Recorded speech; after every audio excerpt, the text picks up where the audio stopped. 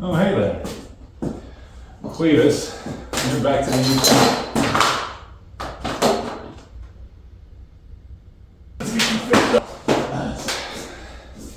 Should have known.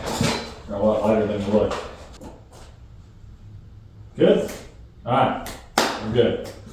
Now that we got Fred all squared away, this is the Cletus McJohnson YouTube channel, and you're in for a treat.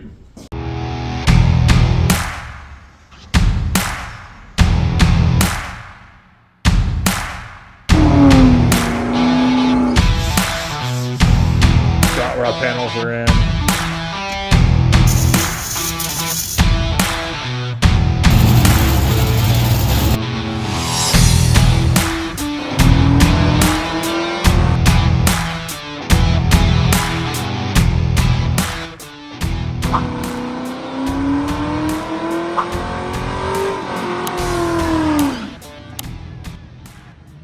Say hello to everyone on the channel, Fred.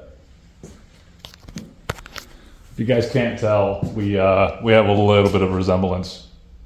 Yeah. He's actually got 10 pounds on me, believe it or not. What is going on, guys? Welcome to the channel. My name is Cletus McJohnson. This is the very first video I'm posting on this channel. So welcome, guys. If you're watching this, you must have heard about it somehow, or you're just strolling by. Whatever it is, thank you guys for watching. This is my channel. This is what it's going to be about. This is my 88 Mustang. I bought this car 5 years ago, actually, back in 2019. $200 actually, no title. This thing had no engine, trans, interior was just had a horrible blue interior. It was just horrible. The guy was going to crush it, so I decided to save it. I only had about $500-600 in our account then. At that time, my wife did not know I was actually going to buy the car. So this is it.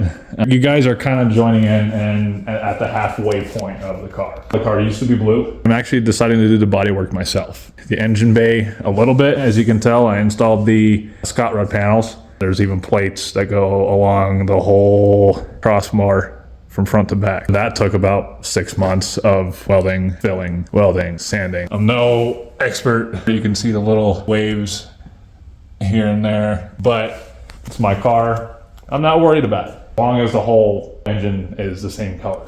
I have to restart the engine bay too. I'll explain that here in a little. This car was put together by 3 different donor cars. It was a Frankenstein, for crying out loud. After a year, it would just shit the bed. Once it heated up, I would burn through TFI modules left and right. It would fall on its face as soon as it got hot. I couldn't find it for the longest time until I decided to tear it down to the bare frame. I'm going all new because of that gremlin, because I did not want to chase down, trying to figure out what the heck was going on with it. What the hell? Might as well start new, make it a project car. It's not going to be a full-on 1500 horsepower drag car. It's still going to be a street car. What do you ask is going in it? Shabang! Here she is. This is a 351 Windsor bored out to a 408 stroker. Got the cast crank, Ford's connecting rods and pistons, Howard's cams, timing. As you can tell, the holy EFI intake manifold, BBK long tube headers. I do not have the Bruce Jenner that's supposed to go behind this yet. That's what's going in it. Now that this car is home, things are being done to it. We're gonna join a journey on that. Have all sorts of things. So you guys are gonna be in for a treat for future content this year. Brand new year, brand new channel, right? So for this video, you guys are actually gonna be seeing me finish the other side of the car. I'm marking where the dings are from the hail damage the car had. And it's just all over the top. So I sanded that down to about 30-40 grit for the body filler to bite to, so it stays on the metal. For the spots where I don't have to worry about body damage, I didn't go as far down. It's not sanded down to it yet, but we're gonna sand this down to about 220 to 280 grit. We can sand it for primer. This whole side of the car is already done, but it's this side we have to finish. All that to do, the rails, the door jambs, scuff up all this inside here. You guys are probably asking, why is that primered already?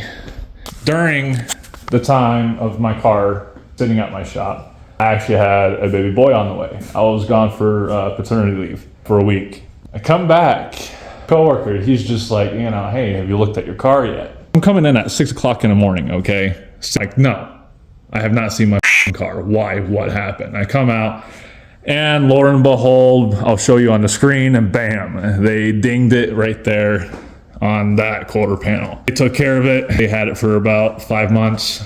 That's all fixed up. All we have to do is this whole side of the car, top of the cowl needs to be sanded down. Now we're gonna get back to the point as to why I have to redo the engine bay. I don't know if you guys are gonna be able to see. Your sanding shit just gets everywhere, man. I'm telling you. Spray it down real quick just so I can feast your eyes of what I have to fix. Scrub it down real good. Wax on, wax off, right? I don't know if you guys are gonna be able to see it or not. Let's see. There it is. You see this paint right here, and you see this paint. This was the paint that was originally at. I got done wet sanding all the orange peel out of it, and it looks magnificent, right? It looks great. But I sanded a little too far right here. The primer was showing just a little bit. My brain is like, I'm not gonna leave it like that, because I know it's there. Touch-up paint that the paint shop gave me ended up being the wrong shade of black. And as I was sanding and sanding and sanding, I noticed it even more, and I'm like, nope, that's not gonna work. I used it to touch up there, that strut tower back there, and down here. Which means I'm gonna have to basically sand this down just enough for me to lay down a layer or two of the same exact shade of black. This is gonna bug the shit out of me if I do not take care of it. I mean, if we're this far down into it, why not take care of it while everything is out? Just make things a lot easier. Yeah, there you have it. That's what we're doing today. Let's see how far we can get in the next couple of hours, because we only have this whole side to do. So, all right, so far what we've been working with to get the base paint off, I'm starting off with 60 grit. I will get it off the quickest way so we can get it down as quick as possible without running through so much sandpaper. Then we're gonna go over the sides with 220, leave this at 60 grit for the body filler to stick to. Make sure I wanna get all the corners because I don't wanna risk any paint chips in the future. So that we're just gonna scuff down to 220. That's how we're gonna start with. Good old handled pad. Let's get it.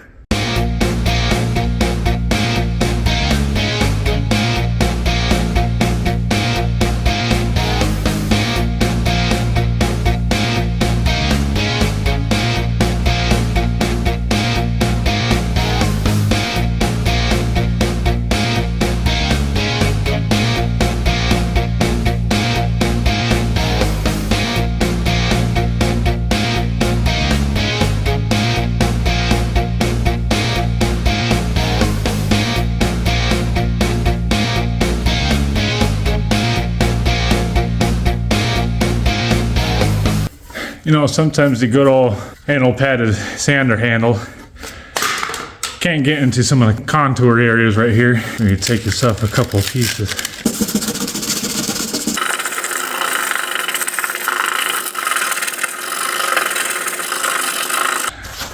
Just like that. There's no shiny on there. That means the clear coat is off. All right, so we basically got a big portion of the panel scuffed down to a point it's primerable. Now time for the side skirts inside of the door jambs.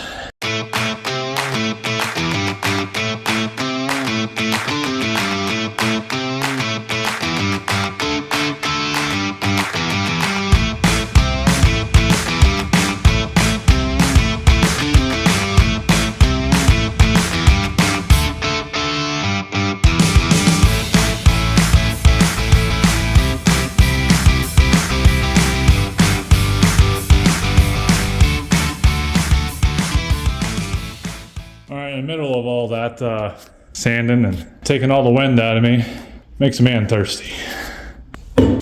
That right there is breakfast for champions.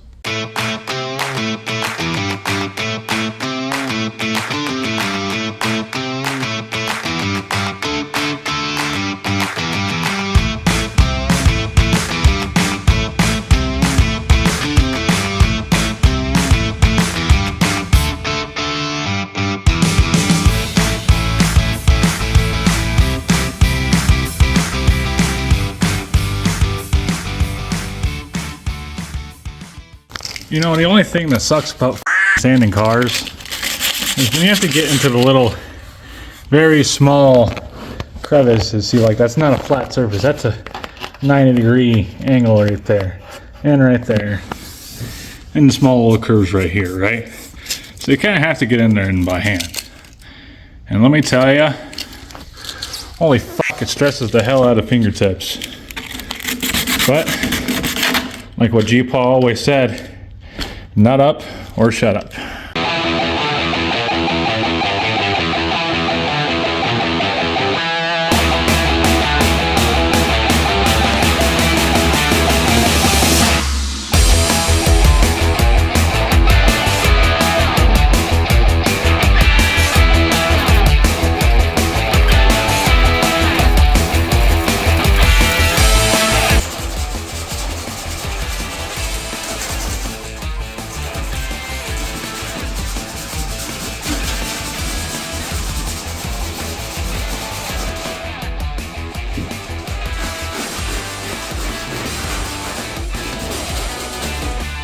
Fred, get out of the shop, man. Everyone wants to see the work, not you.